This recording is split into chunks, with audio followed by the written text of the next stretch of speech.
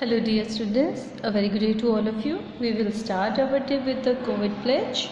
I, Reena Verma, commit to be vigilant and bear in mind at all times the risk to myself and my colleagues from COVID-19. I promise to take all necessary precautions that prevent the spread of this deadly virus. I promise to follow and encourage others to follow the key COVID appropriate behaviors, to always wear a mask, face cover, especially when in public places, to maintain a minimum distance of 6 feet from others, to wash my hands frequently and thoroughly with soap and water. Together we will win this fight against COVID-19. I hope all of you are safe home, safe from this chronic disease, and following the key instruction as given by your parents and teachers like washing your hands, keeping social distance and wearing mask. Now we will resume with our next question answers of the chapter, that is part C. Define the following terms, that is biosphere. What is biosphere beta? The physical environment of the earth is made up of 3 realms. तो हमारे अर्थ का जो है physical environment वो 3 realms का बना हुआ है. उनके नहीं है atmosphere, hydrosphere and lithosphere. However, none of these 3 realms can sustain life in isolation. इनमें से कोई भी इंडिविजुअल लेवल पे अकेले में नहीं रह सकता. अगर लिथोस्फीयर ओनली हो, हाइड्रोस्फीयर एंड एटमॉस्फेयर ना हो तो ये सस्टेन नहीं कर सकता. Same is with atmosphere. अगर हाइड्रोस्फीयर लिथोस्फीयर ना हो तो एटमॉस्फेयर अकेले में सस्टेन नहीं करता. Same is with hydrosphere. ठीक है.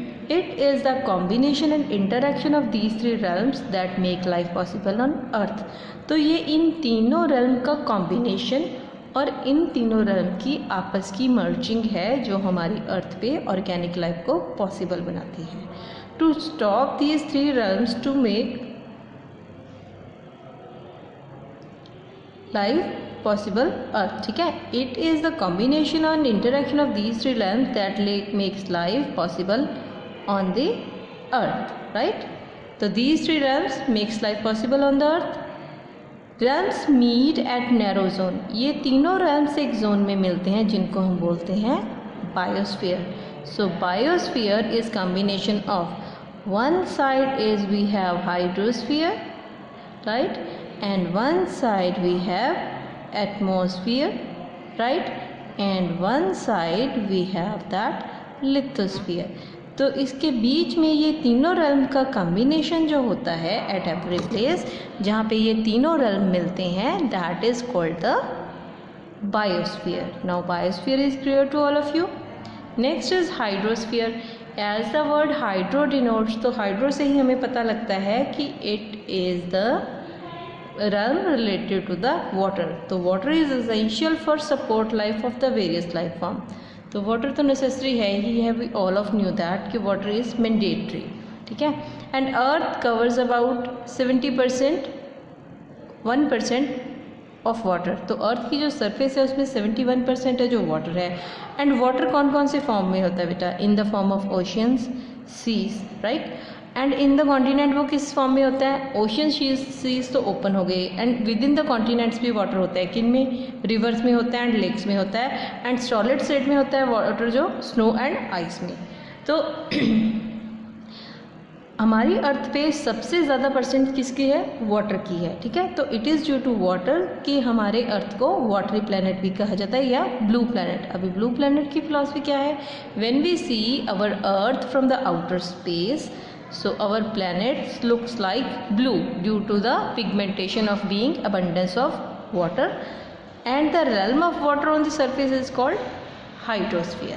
Now we will do the D part, that is distinguish between following, that is ecosystem and biosphere. Abhi what is ecosystem beta? An ecosystem is functioning system comprising the physical environment. Ecosystem में क्या होता है बेटा? हमारी organic life का physical environment and organisms in which food chain and energy flows produce a typical pattern of life. ठीक है.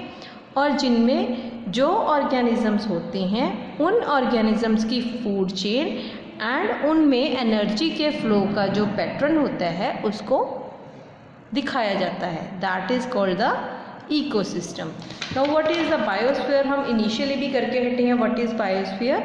Biosphere is the combination and interaction of 3 realms। Biosphere क्या है? हमारे तीनों realms का, that is hydrosphere, right, then there is atmosphere, then there is lithosphere.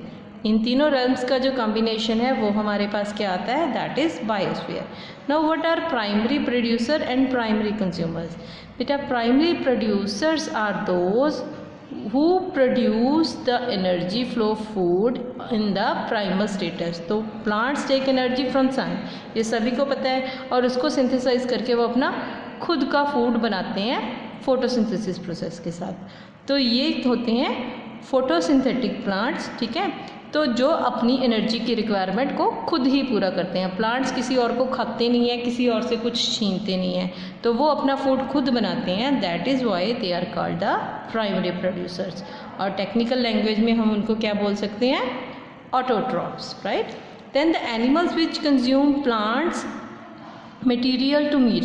तो जो animals जो हमारे प्राइमरी प्रोड्यूसर हैं, लाइक ऑटोट्रॉप्स हैं, ठीक है, जो उनको खाते हैं, तो those animal who eat plants are called the primary consumers और हर्बीवर्स। ये सभी को पता है, the animals who eat plants are called herbivores. Then there is geocentric and heliocentric. बेटा we have done the theory of geocentric and heliocentric. Geocentric theory is given by Ptolemy and heliocentric is given by Copernicus।